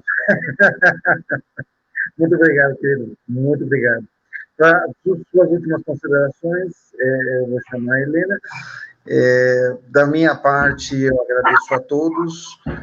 Foi uma noite maravilhosa e estaremos para a próxima. Acho que temos que voltar a fazer uma outra atividade de cinema e literatura. Helena, boa noite. Depois dessas palavras do Nelson, de nos deixar assim, simplesmente sem palavras, né? Maravilhoso esse monólogo. Obrigado por esse momento tão especial, Nelson, nesse final de debate, de mesa, né? Que foi maravilhoso. Eu, como bibliotecária, nessa 5ª edição da Semana Nacional do Livro e da Biblioteca, eu me sinto muito, muito grata por cada ano que acontece, que é uma coisa nova e magnífica que acontece. E esse momento, né, que nós estamos vivendo de isolamento social, eu pensei, como que nós vamos fazer essa Semana Nacional do Livro e da Biblioteca chegar até as pessoas e ser como das outras vezes, né, que nos reuníamos na biblioteca em momentos de estar juntos, mas a gente pôde estar juntos hoje através da internet e dessa interface. Eu quero agradecer assim, imensamente a parceria do Cineclube Imigração, na pessoa do Lilo, né, que a gente já tem essa parceria há alguns anos, e agora com o Museu Antropológico. Eu espero que continue essa parceria e que continuemos, né, a fazer esses encontros, mesmo que online, e quem sabe, né, o ano que vem, presencialmente. Eu quero agradecer a presença de todos que prestigiaram e que contribuíram lá no chat, né, fazendo as suas considerações e compartilhando também. E eu quero, nesse momento final, convidar vocês, amanhã é o fechamento da semana, será através do Facebook da biblioteca, que nós vamos ter uma mesa de debate Clarice Lispector, 100 anos, com mestres e doutores na área de literatura, de linguística e crítica literária, com a mediação de Gabriela Zeredo, que é a nossa secretária de Cultura e mestre em literatura e crítica literária. Então, muito obrigada, e eu só tenho realmente a agradecer e dizer que sejamos todos estrelas em qualquer momento, como Macabeia. Muito obrigada.